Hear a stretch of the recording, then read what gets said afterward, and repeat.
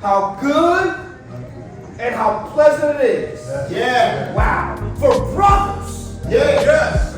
To dwell together. Yeah. In unity. So God, we honor you for this gathering, for this fellowship. Yeah. We put it all in your hands. Yeah. Thank you, God, for every man assembled in this house, God. We ask in the name of Jesus. In the name of Jesus. You meet every need. You transform every mindset, God. You remind us that nothing's too hard for you. Yes, and this gathering is not in vain. Empower, equip, God. Yes, help us to be who you're calling to be, God. Thank you for what you're doing in this place today. We put it all over to you, God, and we honor you because you're God. And there's nothing too hard for you. And besides you, there is no other. Have your way today. In Chester, 30 men walked into a room.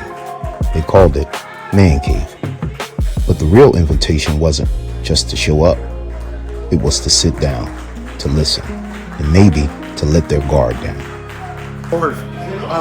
Kingdom Konnect, my heart personally, I'm looking at all the stuff that's going on with men, not just in Chester, not just in Philly area, but all around, especially when men of African American descent, of the African American diaspora. Listen, brothers carry a lot.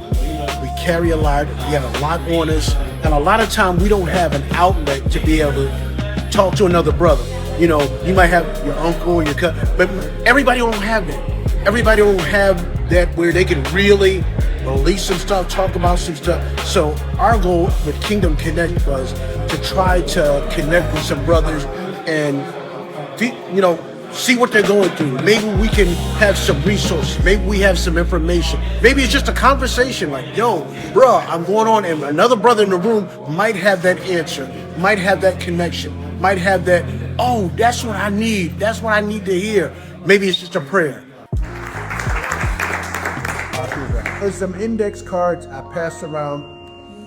What we're going to do with these index cards, I want you to write down if there was one thing, a pivotal moment in your life that you can go back and change, what would be that one thing? Fathers, sons, pastors, brothers, different churches, different stories, same need. You know, there are so many things that happen as a result of the fall.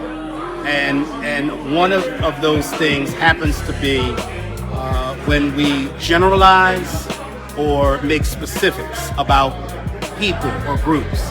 One of those groups is men. And societally, we're told to be quiet, we're told to be strong, we're told to suck it up, and we're told to man up. And because of such things, not only have we had the inability to express what we feel, but when we express it, nobody's listening because we don't fit the type. And the sad part about that is that suicide rates among men are 4 times that of women. We are dying actively and internally in our everyday lives. You got incarceration, you got gender identity issues, you got drugs, you got alcohol. All of these factors are hitting men in catastrophic ways and wiping us out. Why? Because God was intentional in creating man. He was intentional at bringing us into this world in order to lead and lead others. The statistics don't lie, man. You know it and you feel it for yourself. When men aren't in the homes, children suffer. When men aren't in the lives of our women, they work harder.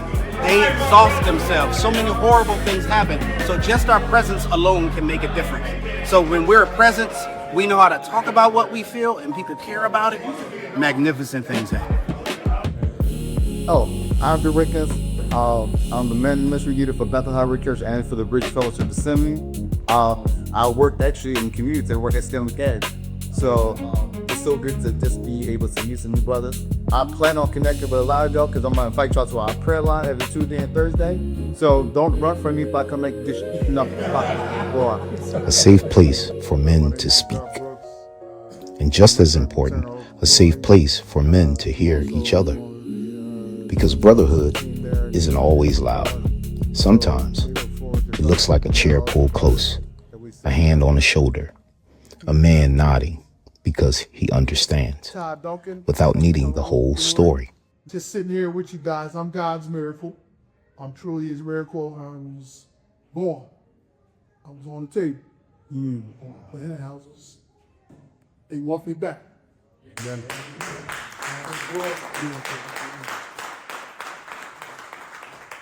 So many times, men, we hold stuff in to a point where it overwhelms us.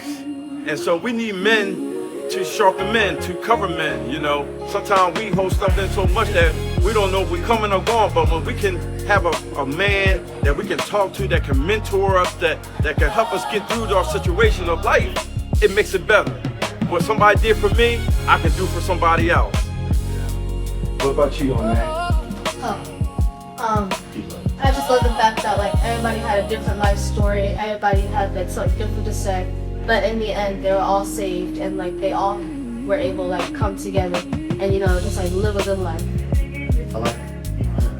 One of the youngest voices in the room reminded everyone why this mattered. The lesson wasn't just being taught, it was being received. That's what made the morning different. Men didn't just come to an event. They came into a room where honesty had permission, where faith had a room, where pain didn't have to hide, and where healing could start sounding like a conversation.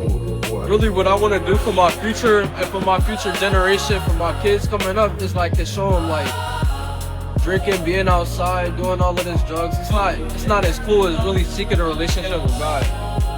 I would really open your eyes and see how God could do this instead of you going outside and finding out the hard way. How our ancestors did. Okay. How many have heard the phrase, the bull in the china shop? So I got this question for you. If the elephant is in the room and the bull is in the china shop, how do you get each of those beasts out of that environment without destroying everything? And how are you dealing with the elephant in the room or the bull in the china shop? Trust God to stand where I stand. Because your humanity is something that's going to constantly need attention. You're going to constantly have to deal with your appetites, your dispositions, and I think it was Sam that said there's no safe place for us. When we mess up, the whole world breaks you down. You know, so you don't have space to heal or breathe or correct, because as soon as you make a mistake, the whole world's on your neck. That vibe was excellent. The men felt so comfortable to share and to pour out, because so many times men hold stuff in, but this was an opportunity to let that out. And it was a safe place to let it out. So that's not at all. No one felt pressured to share, and no one felt embarrassed to share. So we were glad about that it was a free space, a safe space for men to pour out and then get poured back into.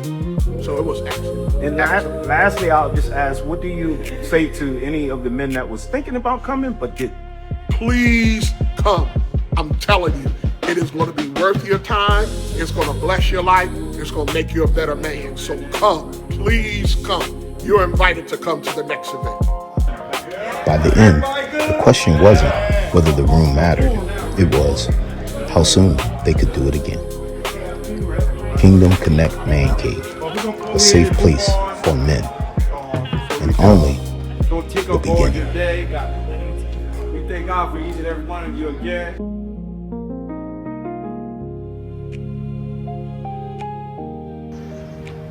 How you doing, sir? How was the event today? Fantastic. It's awesome. Most memorable thing I've gone to in a long time. Well, thank you for coming out. Coming Great back. fellowship with you guys, all of you gentlemen. Yeah, well, I will definitely be back, and hopefully I can bring somebody when I come, so they can be just as blessed as I am. That's awesome. Thank you. Thank you, sir. Thank you.